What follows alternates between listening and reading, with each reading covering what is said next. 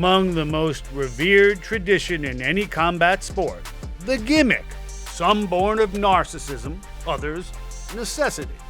I mean, how else is a 5'4" prospect from Chicago going to get noticed?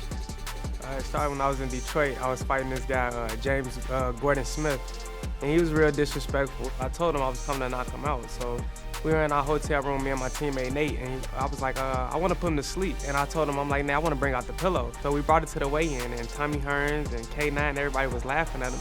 I knew he felt uncomfortable, so came fight night, I actually knocked him out, then brought out the pillow.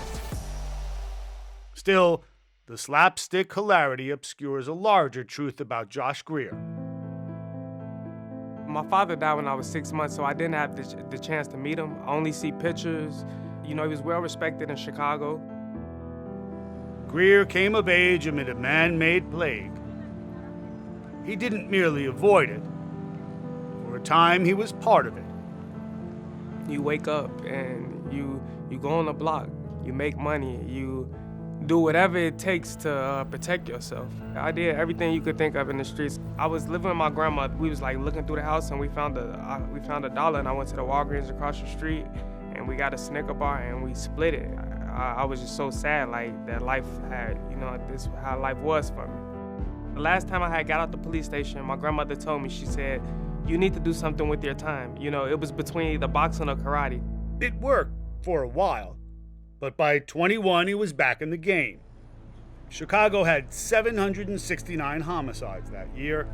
Might have been 770, not for the bullet that whizzed past his ear.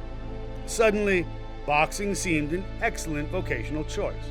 I was in my car one time and shot out my car windows and, you know, bullets just started flying in. It made me think, like, it's only two ways that this go in for me, either death or in jail. Like, that's just it. And once I really started pushing forward in boxing, and I didn't look back. It's not an unfamiliar narrative, but not a gimmick either.